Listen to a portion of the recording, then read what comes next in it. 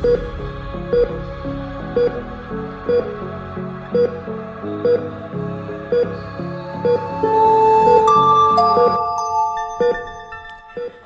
दोस्तों, स्वागत है आप सभी का हमारे चैनल नर्सिंग बूस्टर पर। कैसे हैं आप सब लोग? आई होप आप सब अच्छे होंगे एंड पूरी एनर्जी के साथ आने वाले एग्ज़ाम्स की तैयारी में लगे होंगे। फ्रेंड्स, जैसे कि आप सभी को पता है, अभी लेटेस्ट ही काफ़ी सारी वैकेंसीज़ निकली हैं काफ़ी जगह पर, जैसे कि आरएमएल लखनऊ में, पीजीआई में, सीएचओ की भी है, अभी उत्तराखंड का भी एग्ज़ाम हुआ है। तो आप लोग सभी अपनी तैयारियों में लगे रहिए, क्योंकि मे बी नेक्स्ट ईयर भी हमारा DSSB और ESI की भी वैकेंसीज़ आएँ। तो हमारी जो वीडियोज़ हैं उनको देखते रहिए और अपनी सेल्फ स्टडी करिए, नोट्स बनाइए, क्योंकि आप अपनी जो अभी हार्डवर्क अगर करते हैं तो आपको इसका ज़रूर रिज़ल्ट आपको दिखाई देगा एक ना एक दिन। ऐसा नहीं है कि आप लोग डीमोटिवेट हो जाएं। अभी काफ़ी लोगों ने नॉर्सेट का भी एग्ज़ाम दिया होगा, कुछों की अच्छी रैंक्स भी आई होंगी, बट स्टिल उनका सिलेक्शन नहीं हुआ होगा। तो उससे हार नहीं माननी है हमको अपनी स्टडी पर फोकस रखना है और उसको कंटिन्यू रखना है जब तक हमारे ड्रीम्स, हमारे गोल्स पूरे नहीं हो जाते हैं, तब तक हमको मेहनत करते रहना है। सो आज की वीडियो जो है वो भी हमारी आने वाले एग्ज़ाम से रिलेटेड ही है। जैसे कि CHO का एग्ज़ाम होने वाला है, तो हमने उसी पे बेस्ड आज की वीडियो बनाई है कम्युनिटी हेल्थ नर्सिंग के टॉपिक्स पे। कम्युनिटी हेल्थ नर्सिंग जो है काफ़ी ज़्यादा वेटेज के क्वेश्चंस आते हैं CHO के एग्ज़ाम में, तो हमने इसीलिए आज उस पर अपनी आज की वीडियो हमने प्रिपेयर की है, ताकि आप सभी लोगों की हम कुछ हेल्प कर सकें। और कम्युनिटी हेल्थ नर्सिंग एक ऐसा सब्जेक्ट है जिसमें से मतलब वन लाइनर क्वेश्चंस या एकदम डायरेक्ट क्वेश्चन उठ के आते हैं। ऐसा नहीं है कि आपको बहुत ज़्यादा सोचना पड़ेगा, क्वेश्चन करते टाइम समझना पड़ेगा। आपको जस्ट याद करना है जब आप पढ़ रहे हैं कम्युनिटी को, एंड आपको क्वेश्चंस काफ़ी ज़्यादा इजी लगेंगे। सो आज की अपनी ये इम्पॉर्टेंट वीडियो हम शुरू करते हैं एक थॉट से, जो कि काफ़ी अच्छा है, काफ़ी डीप मीनिंग में है। ठीक है, कि हज़ारों ख्वाब टूटते हैं तब जाकर कहीं एक सुबह होती है। इसका मतलब कि जब हम आज काफ़ी ज़्यादा मेहनत करेंगे, काफ़ी ज़्यादा अपना टाइम देंगे और इधर उधर की ये टाइम पास वाली चीज़ें छोड़कर अभी अपना ध्यान अगर हम फोकस अपने गोल्स को पूरा करने में लगाएंगे, तो एक ना एक दिन ज़रूर सुबह होगी। यानी कि एक ना एक दिन ज़रूर हमें वो रिज़ल्ट दिखेगा और उस दिन हम भी खुश होंगे, हमारे पेरेंट्स भी, हमारी फैमिली खुश होगी कि हमने जो है अपने ड्रीम्स अचीव कर लिए। ये वीडियो जो है, हमारा चैनल जो है, ये आपके फ्यूचर के लिए और जो भी प्रिपरेशन में लगे हैं, मेहनत कर रहे हैं, उन सभी के लिए। सो वीडियो शुरू करते हैं हमारी आज की। कम्युनिटी हेल्थ ऑफिसर के एग्ज़ाम से रिलेटेड है, जिसमें हमारा फर्स्ट क्वेश्चन है back of the community health. Back of the community health, backbone of the community health भी बोल सकते हैं, जिसमें फर्स्ट ऑप्शन है हमारा नर्स, सेकंड ऑप्शन है डॉक्टर, थर्ड ऑप्शन है home visit and fourth option है विज़िट। सो इसका जो राइट आंसर है वो है हमारा होम विज़िट। होम विज़िट क्या चीज़ है? तो होम विज़िट एक हेल्थ फैसिलिटी है जिसे हम कम्युनिटी में यूज़ करते हैं, जिसमें नर्स जो हैं या जो भी हेल्थ केयर वर्कर है वो डायरेक्ट फैमिली में विज़िट करती है, यानी कि घर घर जाकर विज़िट करती है। और वहाँ पर जाकर जो फैमिली मेम्बर्स हैं, घर के लोग हैं, चाहे उसमें जो मरीज़ है, उनको हेल्थ एजुकेशन देना, उनको बीमारी से किस तरह बचा जा सकता है, बीमारी में किस तरह ख्याल रखना है, ये सब जाकर वहाँ पर सिखाती है और उनकी देखभाल करती है। तो इसमें जो है ये काफ़ी कन्वीनियंट रहता है फैमिली के लिए और पेशेंट के लिए भी, और इसीलिए इसको backbone of the community health कहा जाता है। इससे फैमिली के जो पर्सन्स हैं उनके अंदर बीमारी होने का जो एक रेट है वो कम होता है। ठीक है, डेथ रेट कम होता है, इसीलिए इसको backbone of the community health कहा जाता है। ठीक है, देन हमारा नेक्स्ट क्वेश्चन है father of public health is. तो हमारा जो पब्लिक हेल्थ है उसके फादर हम किसको बोलते हैं? फादर ऑफ पब्लिक हेल्थ हम बोलते हैं कॉलेरा को। ठीक है। कॉलेरा को फादर ऑफ पब्लिक हेल्थ क्यों बोलते हैं? जो कॉलेरा है ये एक डिज़ीज़ है, हैज़ा दिन हिंदी में बोलते हैं हम इसको, कॉलेरा को। तो ये जो कॉलेरा है ये एक इन्फेक्शियस डिज़ीज़ है जो कि गंदे पानी से, गंदे खाने से फैलती है, ठीक है। और आप सभी को पता है कि जहाँ पर ज़्यादा भीड़ होगी, जहाँ पर लोग जो है काफ़ी ज़्यादा पॉपुलेशन में रह रहे होंगे, एक ही वॉशरूम यूज़ कर रहे होंगे, वेंटिलेशन अच्छा नहीं होगा, तो वहाँ पर ये बीमारी ज़्यादा फैलेगी क्योंकि वहाँ पर गंदगी ज़्यादा होगी, ठीक है। इसका कॉजेटिव ऑर्गेनिज्म होता है विब्रियो कॉलेराe बैक्टीरिया। और पेशेंट को हैज़ा बोलते हैं। पेशेंट को क्या होता है, दस्त लग जाते हैं और डायरिया होने की वजह से पेशेंट का डिहाइड्रेशन हो जाता है बॉडी में। सो इसीलिए इसको हम फादर ऑफ पब्लिक हेल्थ बोलते हैं, कॉलेरा को। सो इसका आंसर है cholera.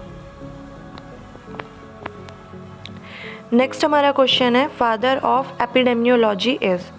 So father of epidemiology कौन है ये पूछा है। उसके लिए हमें पता होना चाहिए कि एपिडेमियोलॉजी क्या है। सो एपिडेमियोलॉजी एक साइंस का ब्रांच है या एक स्टडी है जिसमें हम ये पढ़ते हैं कि हम बीमारी को किस तरह रोक सकते हैं, किस तरह हम कंट्रोल कर सकते हैं, उस डिज़ीज़ को हम किस तरह प्रिवेंशन करेंगे, ये सब चीज़ें हम पढ़ते हैं, स्टडी ऑफ डिज़ीज़, ठीक है। तो फादर ऑफ एपिडेमियोलॉजी कौन है? सो ऑप्शन फर्स्ट है लुइस पास्चर, सेकंड है एडवर्ड जेनर, थर्ड है जॉन स्नो एंड फोर्थ है कॉलेरा। सो इसका जो राइट आंसर है वो है जॉन स्नो। जॉन स्नो जो है इन्होंने हमें एपिडेमियोलॉजिकल थ्योरी दी थी डिज़ीज़ को लेके और एक कंसेप्ट दिया था कि किस तरह डिज़ीज़ हम प्रिवेंशन कर सकते हैं, किस तरह उसे रोक सकते हैं बीमारी को कि वो और ना फैले। इसीलिए इनको हम फादर ऑफ एपिडेमियोलॉजी कहते हैं, जॉन स्नो। नेक्स्ट क्वेश्चन देखते हैं। हमारा नेक्स्ट क्वेश्चन है EPI launched in India. So EPI क्या है? EPI है हमारा एक्सपेंडेड प्रोग्राम ऑफ इम्यूनाइजेशन। इन्होंने पूछा है कि ये expanded programme of immunisation India में कब लॉन्च हुआ था। सो ये लॉन्च हुआ था, इसका आंसर ऑप्शंस हैं इसके, फर्स्ट है 1974, सेकंड है 1985, थर्ड है 1978 एंड फोर्थ है 1995। सो EPI इंडिया में लॉन्च हुआ था 1978 में और इसे लॉन्च किया था ministry of health and family welfare ने, MOHFW।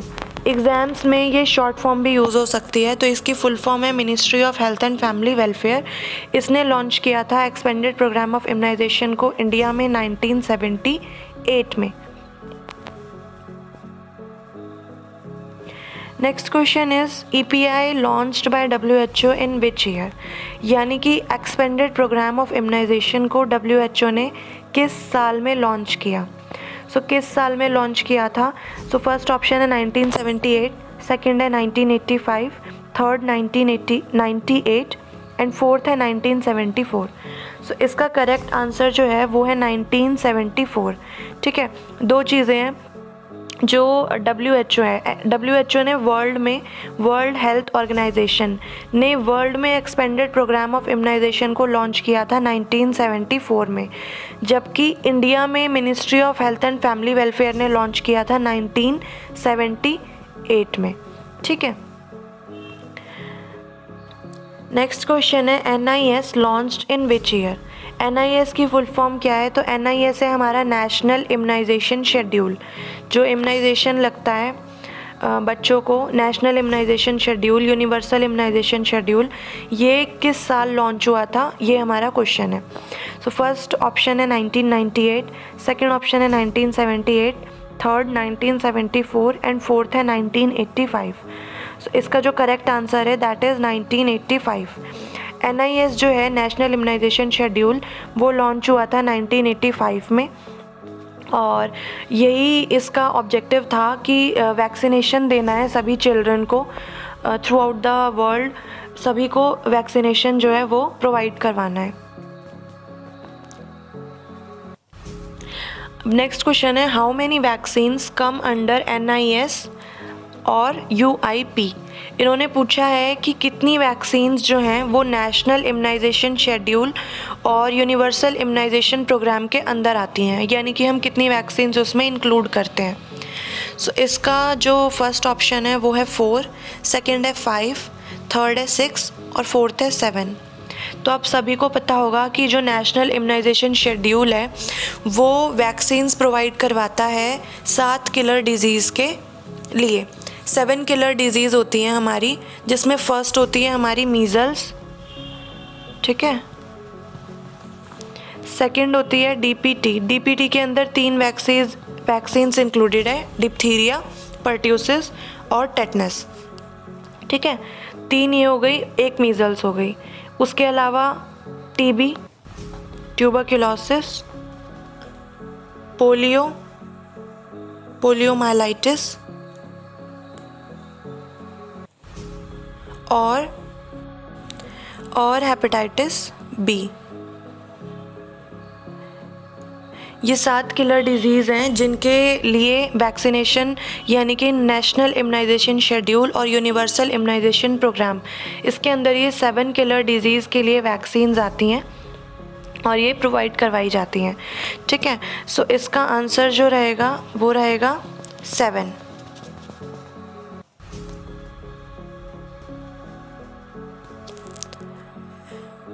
यहाँ पर इम्यूनाइजेशन का बनाया हुआ है कि कब क्या क्या हम वैक्सीन्स देते हैं, आप इसको एक बार देख लीजिएगा, ठीक है। नेक्स्ट क्वेश्चन है हमारा father of vaccines. So father of vaccines किसको बोलते हैं? इसका जो करेक्ट आंसर है वो है हमारा लुईस पास्चर, ठीक है। अब कई लोग सोच रहे होंगे कि एडवर्ड जेनर क्यों नहीं है। सो यहाँ पर क्वेश्चन जो पूछा है वो है फादर ऑफ वैक्सीन, ठीक है। Father of vaccine Lewis pasture को इसलिए बोलते हैं बिकॉज इन्होंने वैक्सीन वर्ड जो है वो डिस्कवर किया था।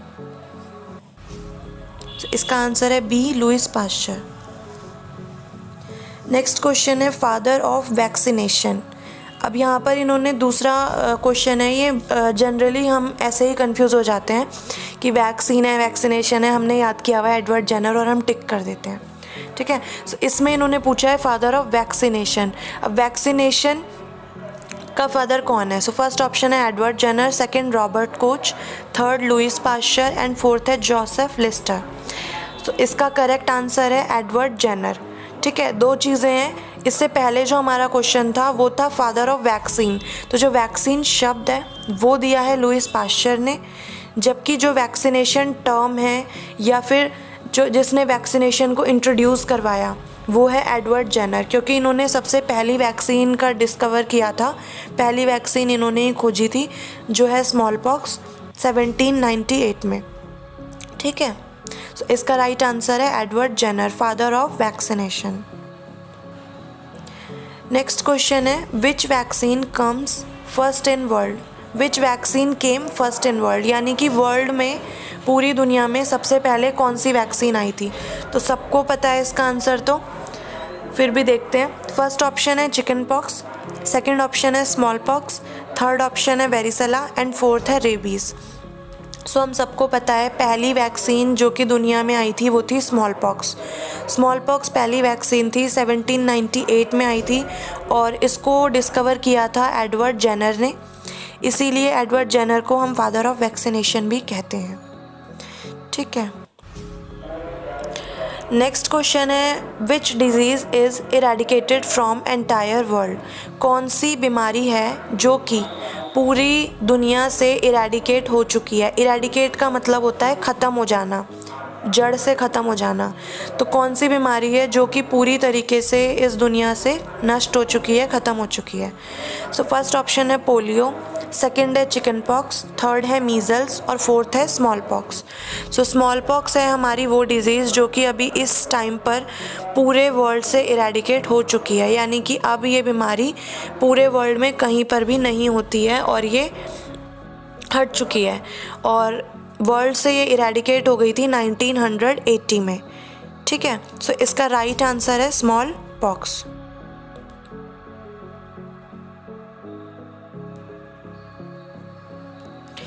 नेक्स्ट क्वेश्चन देखते हैं। Small pox introduced in which year? Small pox introduce किस साल में हुआ, यानी कि किस साल में जो स्मॉल पॉक्स बीमारी है वो आई सबसे पहली बार। यहाँ पर वैक्सीन के बारे में पूछा है, ठीक है। स्मॉल पॉक्स वैक्सीन जो है किस साल में इंट्रोड्यूस हुई, यानी कि किस साल उसको डिस्कवर किया गया। तो स्मॉल पॉक्स जो है इंट्रोड्यूस हुई थी, सभी को पता है, 1798 में बाय एडवर्ड जेनर। अगर आपको हमारी वीडियो अच्छी लगती है तो प्लीज़ उसे लाइक करें एंड शेयर करें ज़्यादा से ज़्यादा, क्योंकि ऐसी ही वीडियोज़ हमारे चैनल पर आती रहेंगी जो कि आपकी प्रिपरेशन में हेल्प करेंगी। नेक्स्ट क्वेश्चन देखते हैं। Small pox eradicated from world in which year? तो स्मॉल पॉक्स जो डिज़ीज़ है वो दुनिया से कौन से साल में इरेडिकेट हुई, यानी कि ख़त्म हुई। सो फर्स्ट ऑप्शन है 1980, सेकंड है 1968, थर्ड है 1952 एंड फोर्थ है 1882। सो जो स्मॉल पॉक्स है वो वर्ल्ड से इरेडिकेट हुई थी 1980 में।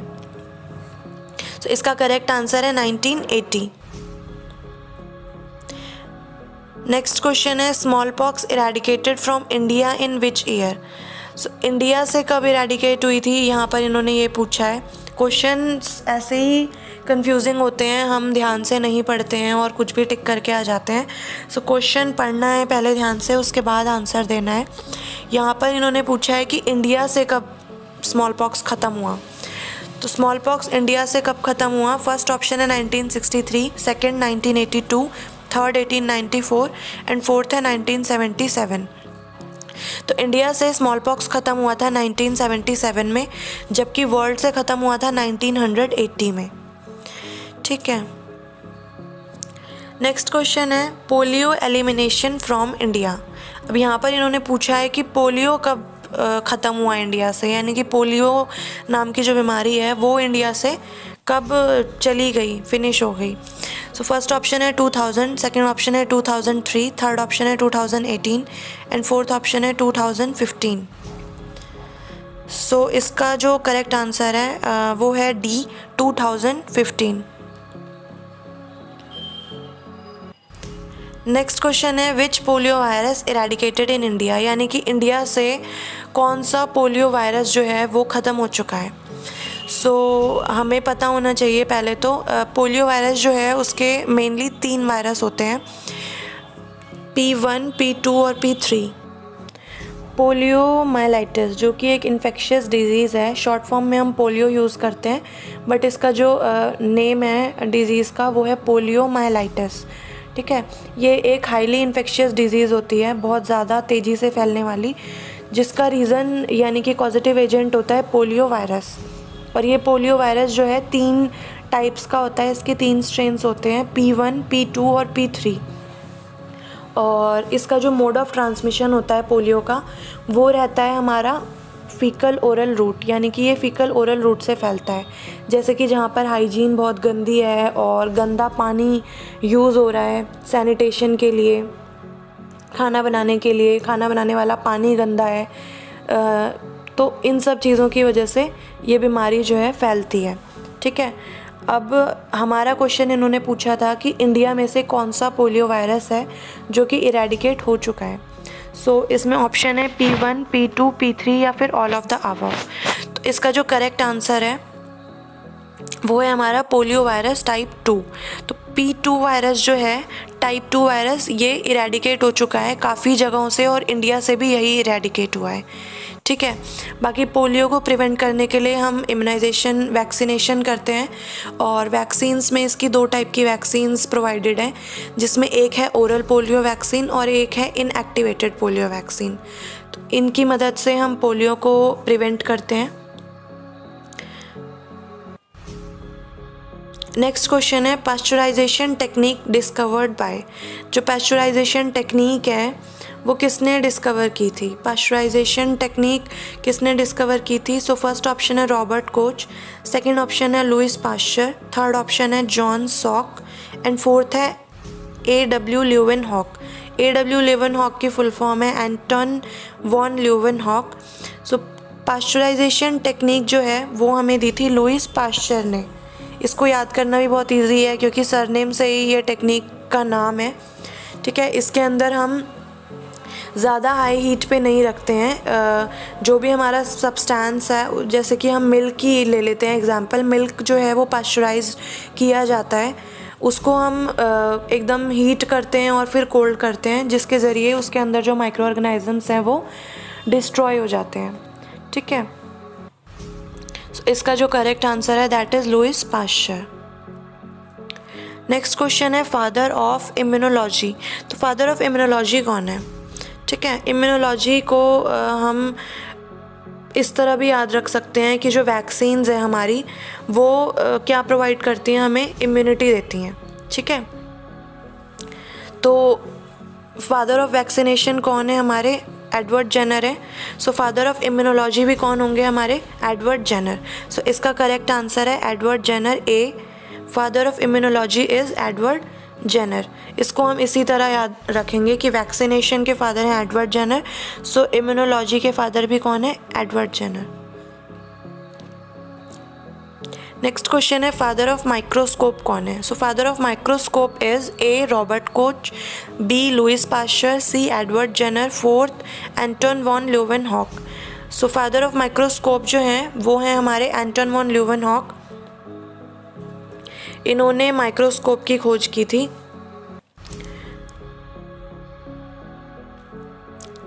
नेक्स्ट हम पढ़ेंगे टाइप्स ऑफ वैक्सीन्स से रिलेटेड क्वेश्चन।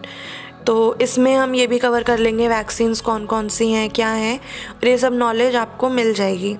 कौन सी लाइव है, कौन सी किल्ड है, कौन सी टॉक्सॉइड्स है, ये सब चीज़ें हैं, ठीक है। और ये काफ़ी ज़्यादा इम्पोर्टेंट टॉपिक है, सो प्लीज़ वीडियो को देखना, कंटिन्यू करना, एंड ये काफ़ी ज़्यादा हेल्प करेगा आपको आपके एग्ज़ाम में।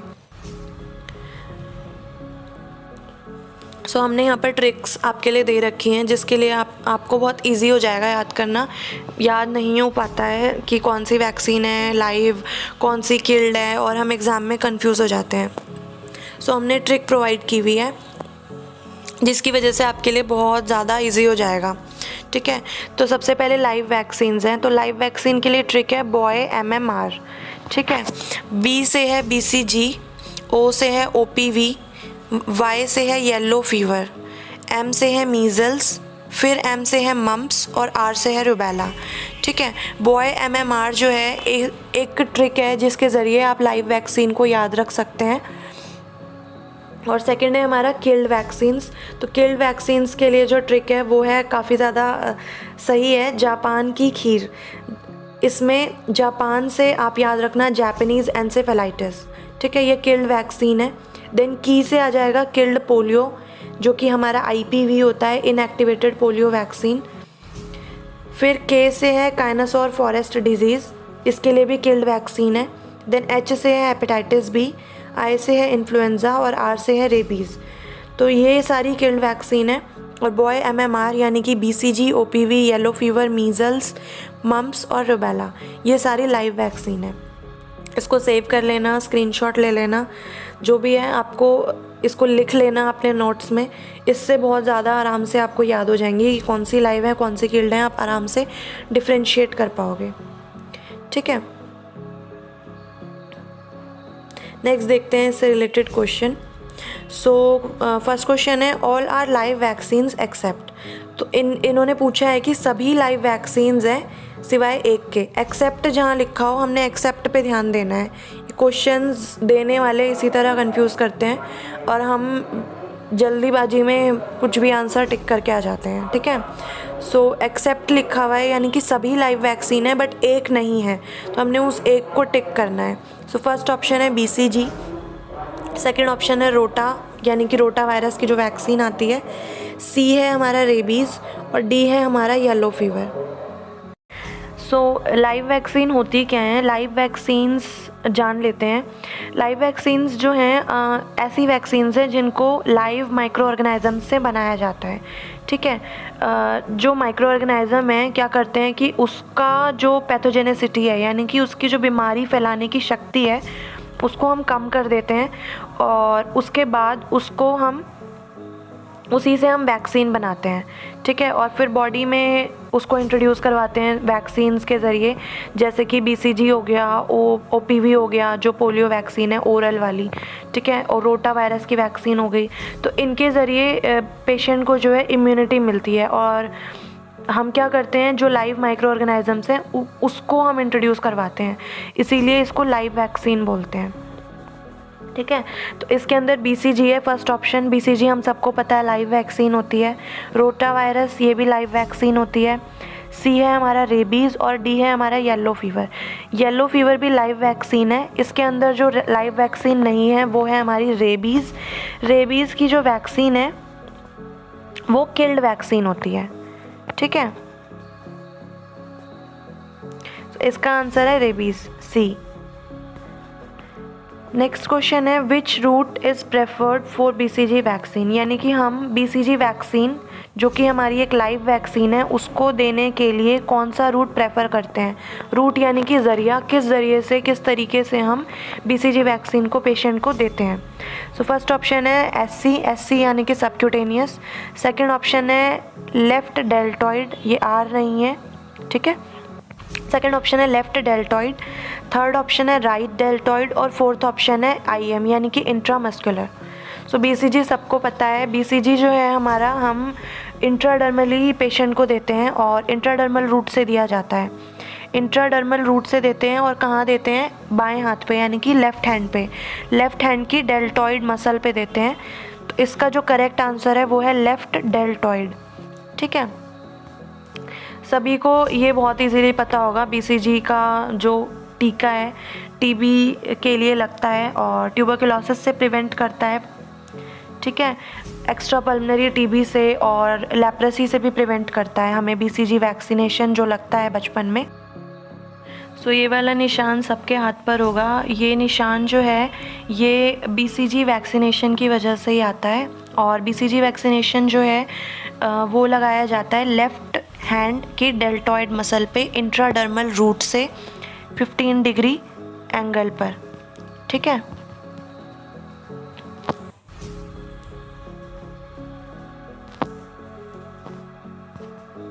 सो नेक्स्ट क्वेश्चन देखते हैं। नेक्स्ट क्वेश्चन है how much dose of BCG is administered, यानी कि जो BCG वैक्सीन है उसकी कितनी डोज दी जाती है। सो BCG की कितनी डोज दी जाती है। फर्स्ट ऑप्शन है 0.05 ml, B है 0.1 ml, C 0.2 ml and D है 1 ml। सो इसका जो आंसर है वो है हमारा 0.05 ml, ठीक है। BCG की जो वैक्सीन है वो 0.05 ml दी जाती है 1 महीने तक अगर हम उसको दे रहे हैं। लेकिन अगर हम 1 मंथ के बाद बच्चे को वैक्सीनेशन लगा रहे हैं BCG का, तब हम देते हैं 0.1 ml, ठीक है। यहाँ पर कुछ भी नहीं पूछा है कब 1 महीने में दे रहे हैं, 1 महीने के बाद दे रहे हैं, तो जो भी स्टैंडर्ड आंसर है वो लिखेंगे और वो आंसर है 0.05 ml। नेक्स्ट क्वेश्चन है after BCG vaccine administered scar appear in. So BCG का स्कार आता है, निशान जो कि कभी नहीं जाता है हाथों पे, हाथ पर जो लेफ़्ट डेल्टॉइड पर जो निशान है वो निशान इन्होंने पूछा है कि कब आता है, BCG वैक्सीन के लगाने के कितने टाइम के बाद आता है। फर्स्ट ऑप्शन है 2 वीक, सेकेंड ऑप्शन है 2 मंथ, थर्ड ऑप्शन है 4th वीक और D ऑप्शन है 3 मंथ।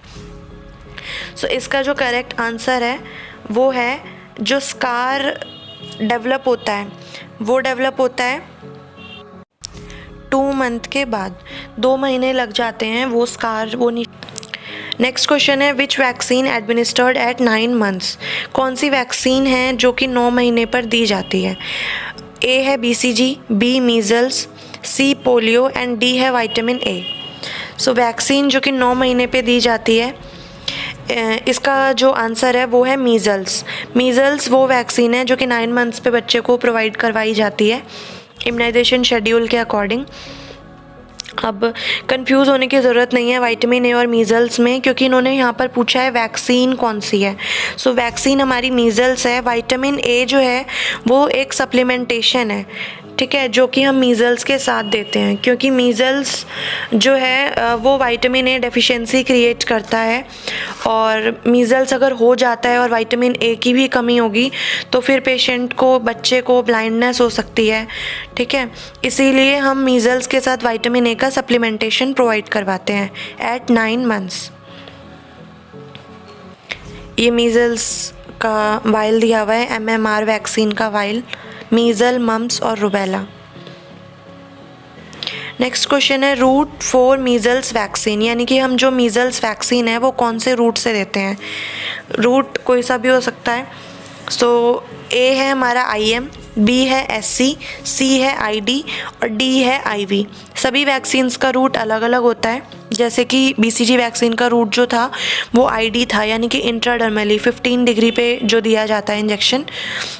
उसी तरह मीज़ल्स वैक्सीन का जो रूट है वो है SC यानी कि सबक्यूटेनियस। तो जो मीज़ल्स वैक्सीन है वो सबक्यूटेनियसली दी जाती है 45 डिग्री एंगल पे। ठीक है,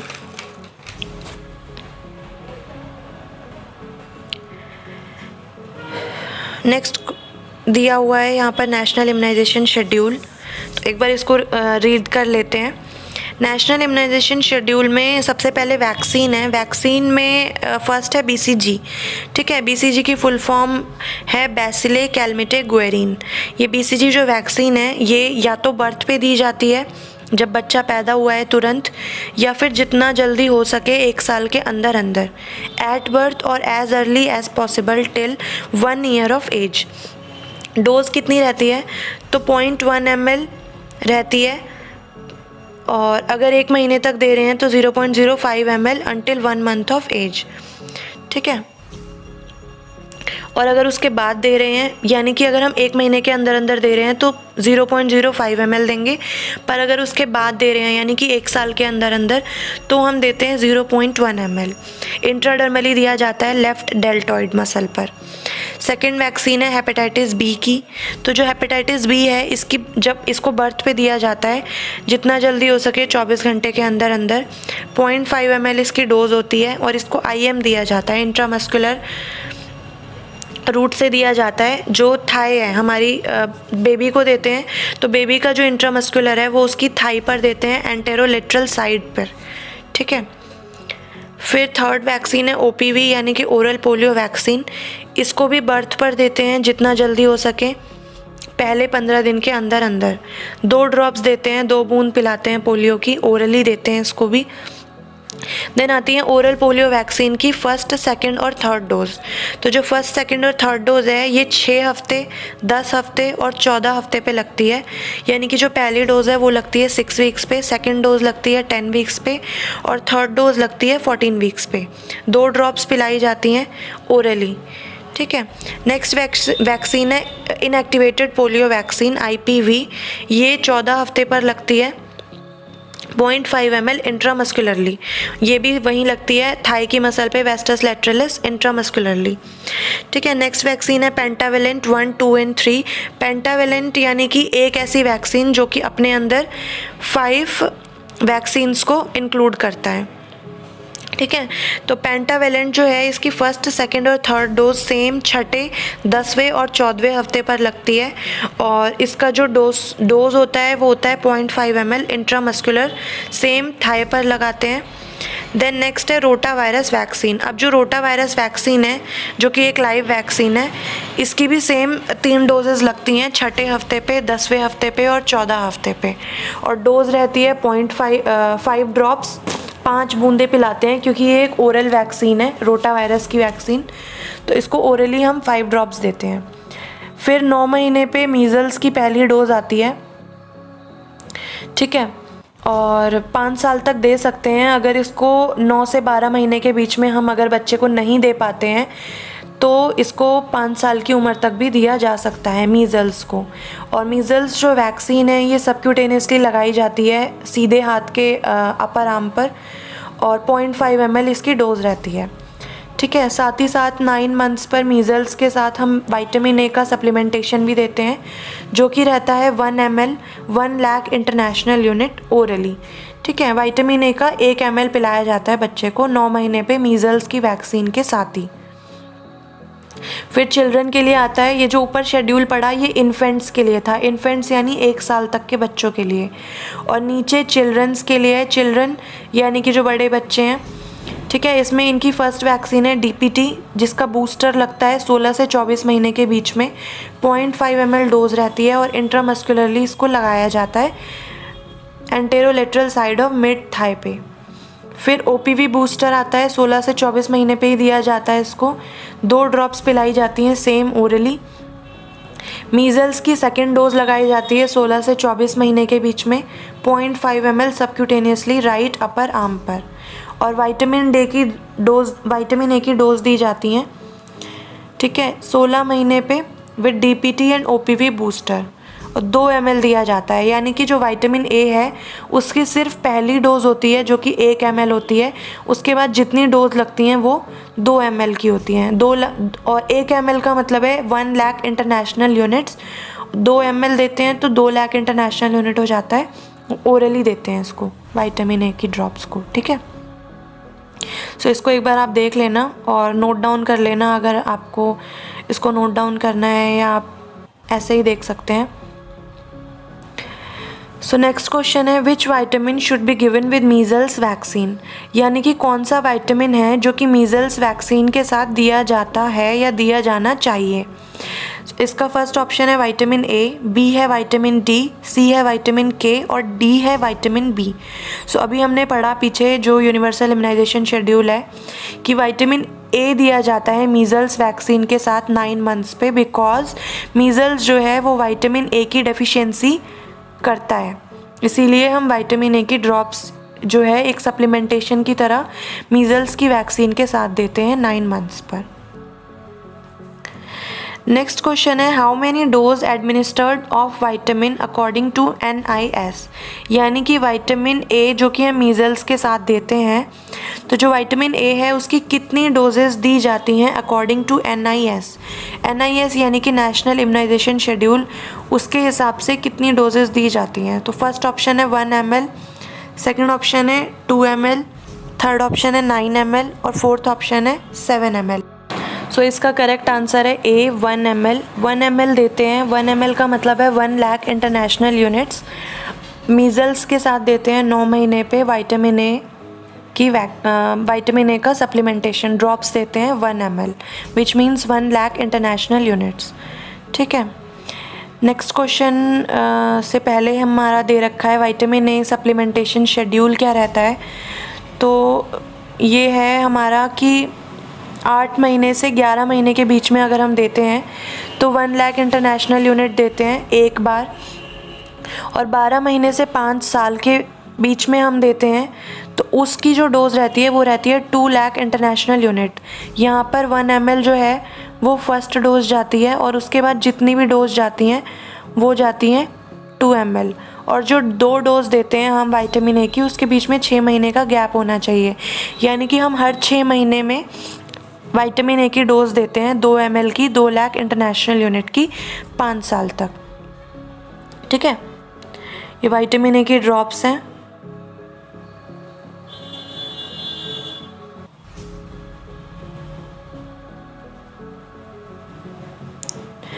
सो नेक्स्ट क्वेश्चन है, how much total dose administered of vitamin A, यानी कि हम कितनी टोटल डोज देते हैं विटामिन ए की। सो मैंने आपको बताया था फर्स्ट डोज जो लगती है वो 9 मंथ्स पे लगती है मीज़ल्स के साथ 1 ml की, उसके बाद 5 years तक हम डोज देते रहते हैं हर 6 महीने में 2 लाख इंटरनेशनल यूनिट की, ठीक है। सो टोटल जो होती हैं वो 9 डोज हो जाती हैं, 5 साल तक टोटल 9 डोज हो जाती हैं, ठीक है। सो फर्स्ट ऑप्शन है 5 ml, सेकेंड ऑप्शन है 10 ml, थर्ड ऑप्शन है 17 ml एंड फोर्थ ऑप्शन है 15 ml। सो इस हिसाब से देखते हैं कि जो हमने फर्स्ट डोज दी वो तो दी हमने 1 ml की, उसके बाद हमने कितनी डोज दी, उसके बाद हमने और आगे 9 डोज दी 5 साल तक, टोटल 9 हो गई, ठीक है। तो जो 8 डोज लगती हैं वो कितने की होती हैं, 2 ml की, तो इनका टोटल जब करोगे, ठीक है, तो 8 2 16 + 1 = 17। सो इसका जो करेक्ट आंसर है वो रहेगा हमारा 17 ml, ठीक है। आपको ये ध्यान रखना है कि जो फर्स्ट डोज लगती है विटामिन ए की वो 1 ml की होती है। उसके बाद हर 6 महीने पे विटामिन ए की डोज दी जाती है 2 ml 2 लाख इंटरनेशनल यूनिट की 5 साल की उम्र तक। और टोटल जो डोजेस बनती हैं वो होती हैं 9 और उनका जो अमाउंट होता है वो होता है 17 ml। ठीक है। नेक्स्ट क्वेश्चन है how much gap should be maintained in administering vitamin A. यानी कि जब हम विटामिन ए की ड्रॉप्स देते हैं तो बीच में डोजेस देने के बीच में कितना गैप जो है वो हमें बनाकर रखना है। सो फर्स्ट ऑप्शन है 1 मंथ, बी है 4 मंथ, सी है 6 मंथ और डी है 4 वीक। इसका करेक्ट आंसर अभी बताया मैंने पिछली स्लाइड में कि जब हम वैक्सीन देते हैं ये जो विटामिन ए, तो विटामिन ए की जो डोजेज़ हैं 2 डोज के बीच में 6 महीने का गैप होना चाहिए और 5 साल तक हम इसकी डोजेज़ को देते हैं। नेक्स्ट क्वेश्चन है मिशन इंद्रधनुष कब लॉन्च हुआ था। मिशन इंद्रधनुष लॉन्च्ड, ठीक है, तो मिशन इंद्रधनुष लॉन्च हुआ था 2014 में।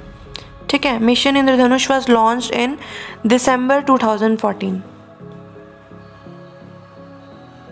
कम्युनिटी के क्वेश्चंस बहुत इजी होते हैं, 1 लाइनर्स होते हैं, बस आपको याद करना है, एक बार 2-3 बार रिवाइज करो और फिर आपको क्वेश्चन करने में इतना इजी होगा कि मतलब ज़्यादा टाइम लेने वाला सब्जेक्ट नहीं है कम्युनिटी। ठीक है, और अभी जो CHO का एग्ज़ाम होगा उसमें कम्युनिटी हेल्थ नर्सिंग से रिलेटेड काफ़ी क्वेश्चंस आएंगे, तो अगर आप कम्युनिटी अच्छे से कर लोगे तो काफ़ी ज़्यादा मार्क्स आपके आ सकते हैं, आपका मतलब रैंक अच्छी आएगी। ठीक है, तो काफ़ी हेल्पिंग होगा।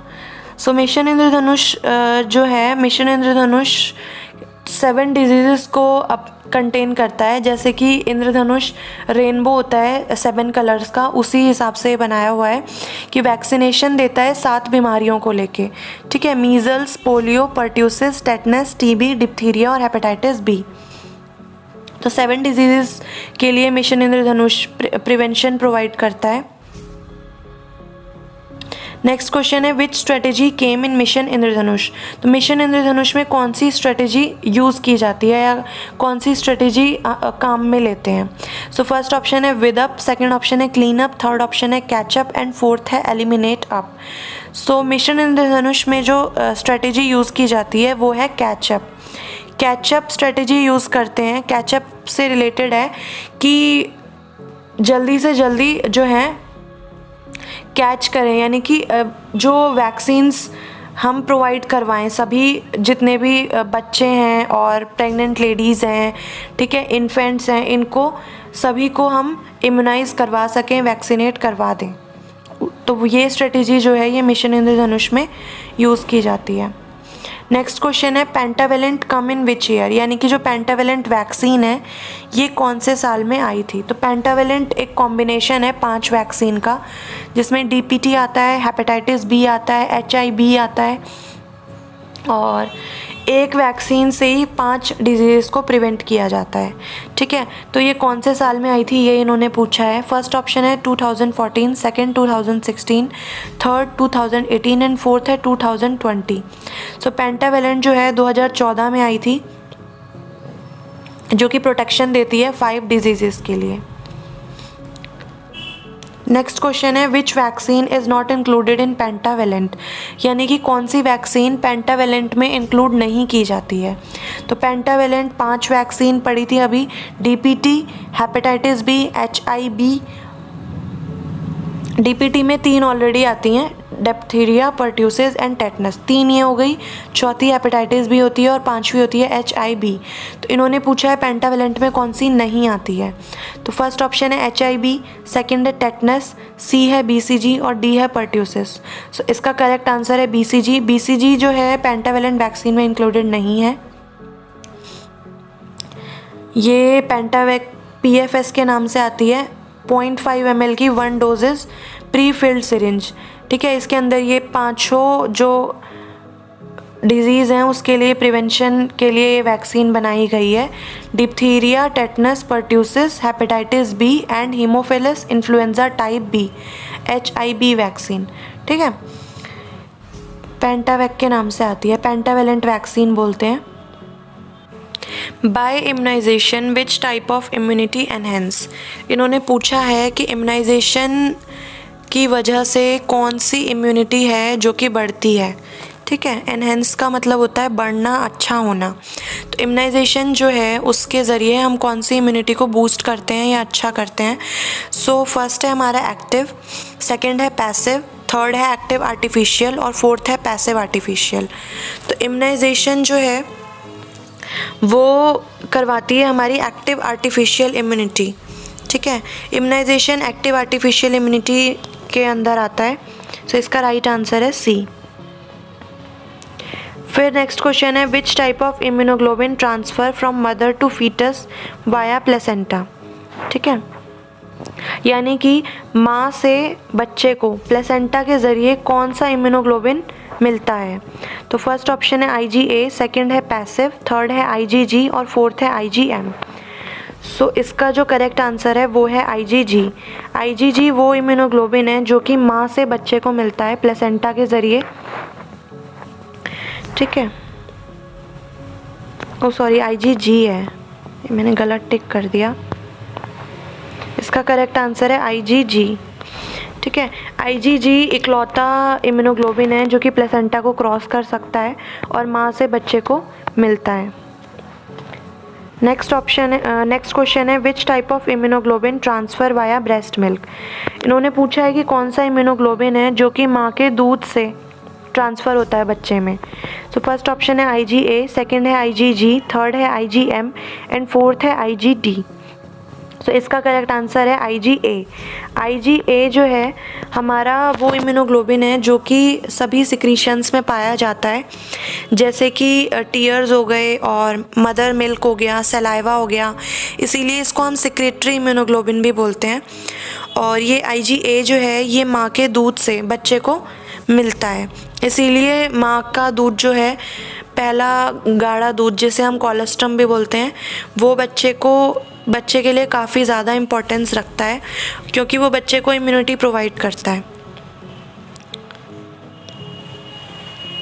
नेक्स्ट क्वेश्चन है which type of IG have called secretory IG, यानी कि हम कौन से इम्यूनोग्लोबिन को सिक्रेटरी इम्यूनोग्लोबिन बोलते हैं।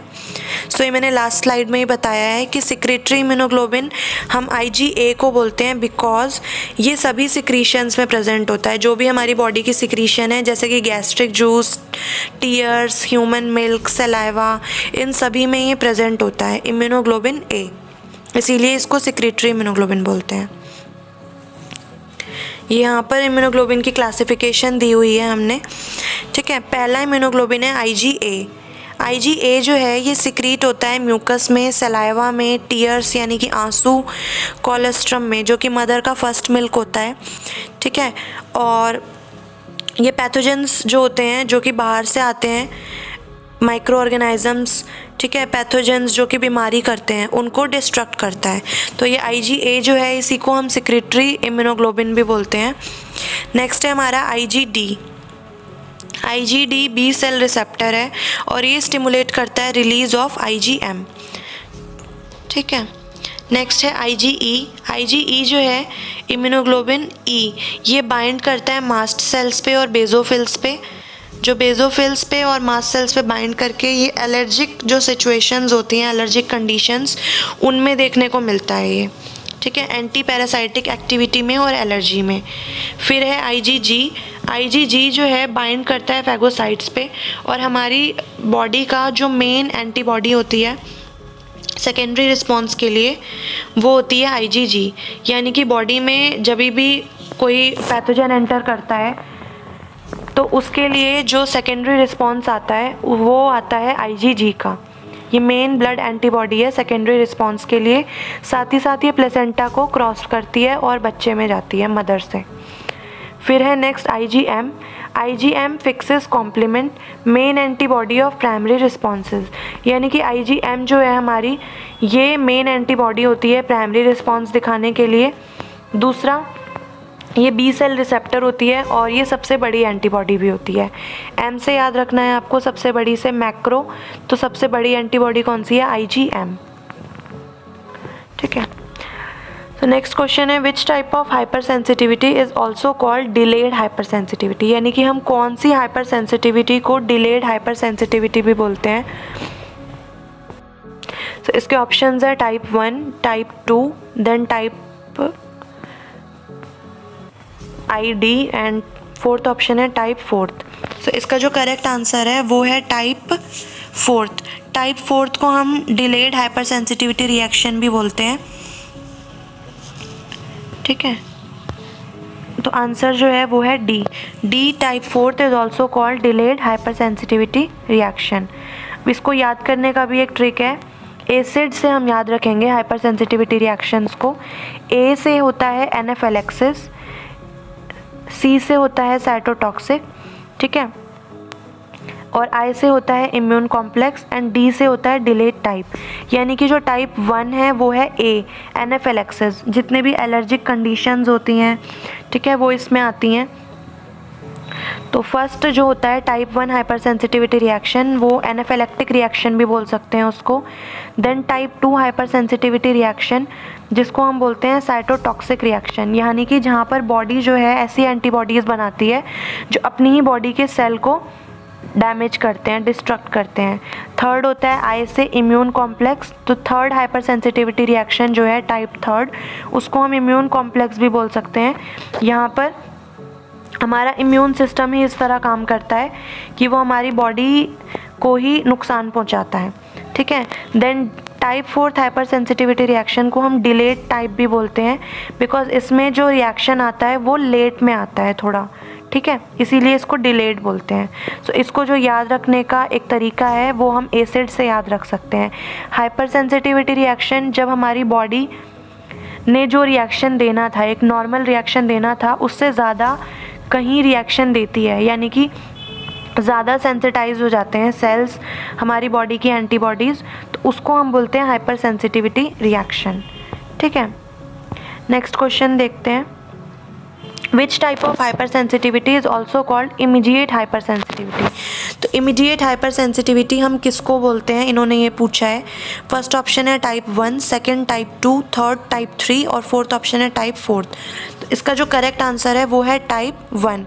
टाइप 1 हाइपर सेंसिटिविटी रिएक्शन जो है, जिसको हम एनाफिलैक्टिक रिएक्शन भी बोलते हैं, इसी को हम इमीडिएट हाइपर सेंसिटिविटी भी बोलते हैं, क्योंकि इसमें जो है तुरंत बॉडी में रिएक्शन देखने को मिलता है। जैसे रैशेज़, किसी भी चीज़ से अगर हमें एलर्जी होती है, एनाफिलैक्सिस होता है, तो तुरंत जैसे ही वो एलर्जन हमारी बॉडी में एंटर करेगा या टच करेगा, तो तुरंत जो है हमारी बॉडी में उसके रिएक्शन देखने को मिलते हैं। हमारी बॉडी जो है शो करती है सिम्टम्स, जैसे कि रैशेज़ हो जाएंगे, ठीक है, और नाक बहने लगेगी, एकदम से ऐसे खांसी आने लगेगी। तो ये जो एलर्जीज़ के सिम्टम्स होते हैं, जैसे कि, है ना, उसको हम बोलते हैं type 1 hyper sensitivity reaction, also known as immediate hyper sensitivity. ये दिया हुआ है यहाँ पर।